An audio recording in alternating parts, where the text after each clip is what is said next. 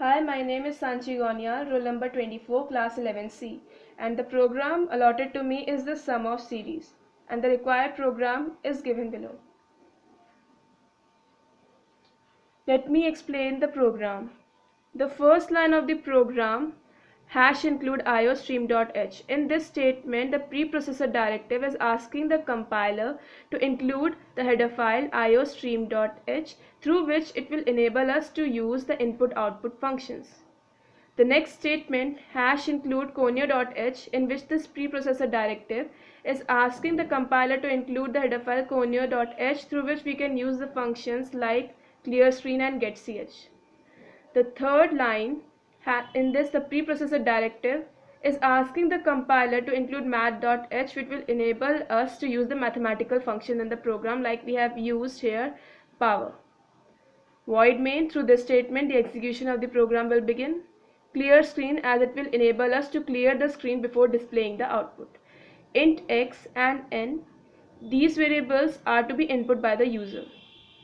This statement cout enter the value of x and n will ask the user to input the value of x and n. Cin x and n, through which the value which the user has input will be stored in the variable x and n. In term and a are the two variables which we have taken at random. In sum is equal to 0, this variable is to calculate the sum which we have initialized the value to 0. Sign is equal to 1. I have taken this variable sign, as we can see there is alternate positive and negative sign are going on. Then the loop will begin, in which the sum will be calculated. After the sum will be calculated, we will display the sum of the series and then get ch in order to hold the output for some time. Now let's do the dry run of this program. Let us assume that the value of x and n as input by the user be 1 and 3. We have initialized the value of sum to 0 and sign to 1. Here first the value will be input, as we can see 1 and 3. Then in term and a we have declared these variables. In sum is equal to 0, value of sum becomes 0. In sign is equal to 1, value of sign becomes 1. Then the loop will start. For int I is equal to 1. Here the value of I becomes 1. I less than equal to n. N's value is 3. So 1 is less than equal to 3. Condition true, it will enter the loop. A is equal to x to the power I. Means value of x was 1. I was 1. So a value will become 1 to the power 1. Then term is equal to sign asterisk a. The value of sign was 1. A was 1, so 1 into 1 becomes 1. In the next statement, we are calculating its sum. Sum plus is equal to term. The value of sum was 0, so 0 plus 1 becomes 1. The value of sum becomes 1. Sign asterisk is equal to minus 1. The value of sign will be updated to minus 1. Now again it will go to the update expression. I value changes to 2. In the next statement, a is equal to x to the power I, means 1 to the power 2. The value of a changes to 1 to the power 2.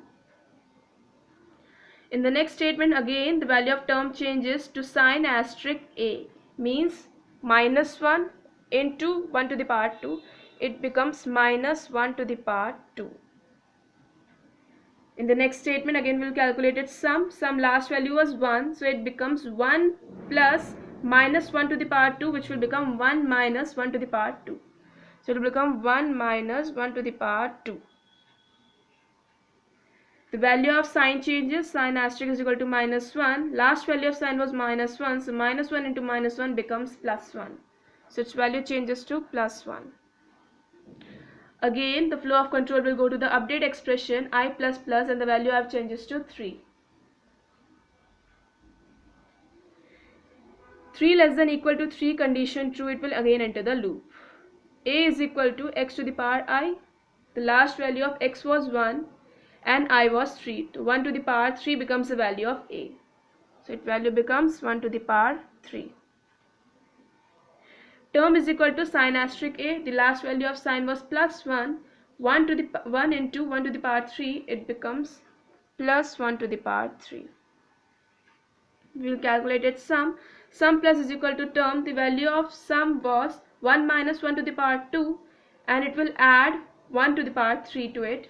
The value of sum becomes the value of this expression. Sin asterisk is equal to minus 1. The value of sin changes to minus 1.